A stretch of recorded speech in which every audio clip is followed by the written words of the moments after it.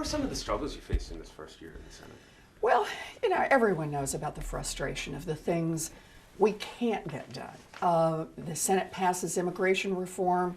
House Republicans refuse even to vote on it. We get INDA passed in the Senate, which is going to bar discrimination based on sexual orientation. House Republicans won't vote on it. So those are really frustrating moments, but it hadn't been all frustrating. Can you talk about why it seems so difficult to get something done in terms of student loans? I mean, I'm paying them still, and Bless your heart. And I'm sure just about everyone's children are, or will be that you work with. So I am glad you raised this, because this is going to be one of my principal things I will be working on all this year. And we got to hit it both ways. We've got to bring down the cost of college for all of our kids. We've got to make college accessible. We've got to force colleges to have some skin in the game so they can't just raise the prices. But we have got to bring down those student loans. We've got right now $1.2 trillion in student loan debt outstanding. Think about that. And it's causing economic drag in the economy. Young people can't buy homes, can't buy cars. So we've got to bring this down. We've got to bring it down because we've got to make an investment in our kids.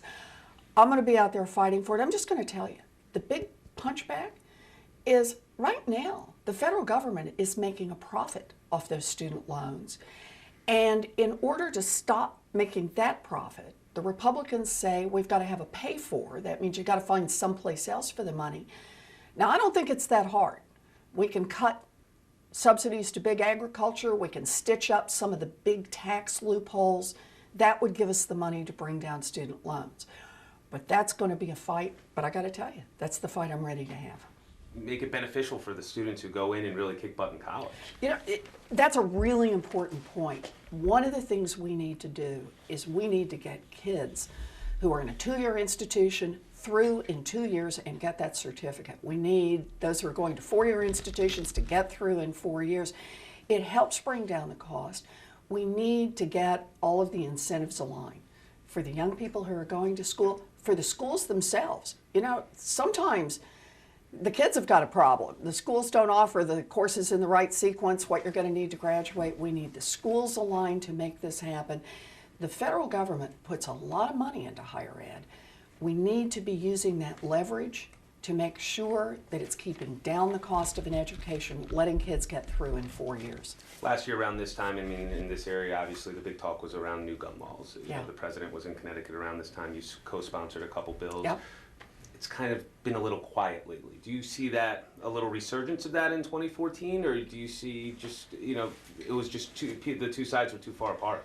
So, I think the debate fundamentally shifted last year. I think the way that debate has played out for a decade now has mostly been the National Rifle Association says no, and nobody in Congress wanted to touch it. I think that by last year, there were a lot of folks like me, in fact, a majority, who said we've got to have some sensible gun regulations. And we're not going away. Now, we got a majority. It wasn't a big enough majority. The Republicans filibustered. We got to get to 60 votes or else get rid of the filibuster, one or the other. But the point is now, it's not quite so lopsided. Our side's ready to fight back. Sensible gun regulation, safer for all of our kids. You mentioned student loans. What else would be on your agenda for the upcoming year? Well, big one for me is going to be trying to double the investment in scientific and medical research. The National Institute of Health. We need to do this for 2 reasons. One is it'll make us all healthier. We need more help. We're right on the edge of discoveries on Alzheimer's and on diabetes and on autism. There's so much that we could be doing in just a few more years of good research to help ourselves, our kids, our seniors. But partly we do it for economic reasons. Every dollar you put into NIH, $2.33 in immediate economic activity. And let's face it, here in Massachusetts, here out in Western Mass, we got a lot of important healthcare work and healthcare research going on. I want to be fighting for it in Washington because it's right for the country, but it's also right for us here in Massachusetts. Can you hit on quickly a success and possibly a failure from your first year and how you plan to build on that? Sure. So one is I learned there are a lot of tools in the toolbox. You know, partly it's about getting legislation passed. We did this on the compounding pharmacies, get them regulated so they can't pass out stuff that's dangerous to people that we know killed people a few years ago. So there's a success. I worked on that bill. But a bigger success has been figuring out if you can get, you know, there's a lot of law out there already, for example, on the banks. If you can get the bank regulators to actually enforce those laws, you can actually have some immediate impact. So starting to use hearings, for example, to turn up the heat under the regulators to get out there and do their jobs. And saw some real impact from that. For example, the head of the SEC, after one of our hearings, a few weeks later, announced they were not going to do any more of this. It's called neither admit nor deny, where a company says, yeah, I'll just pay some money to make the government go away, but I'm not admitting any wrongdoing. So, you know, we keep nudging our regulators, nudging, pushing, elbowing, lighting fires to get our regulators to do more. We get a little more enforcement of the laws, and that helps level the playing field a little bit for hardworking families, for small banks. You've made it clear you don't want to run for president in 2016. Who would you like to see on the Democratic side? You know, I want to see somebody who's out there fighting for working families. That's what this was all about. You know, I'm not a lifetime politician. I didn't get into this because it was kind of the next political step for me. For me, this is about what I've been fighting for all my life, and that is for hardworking folks who play by the rules. And the game in Washington is just rigged.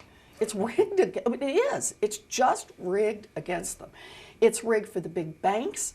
It's rigged for the big corporations to get these fabulous tax breaks and subsidies. And it's rigged against just families who work hard.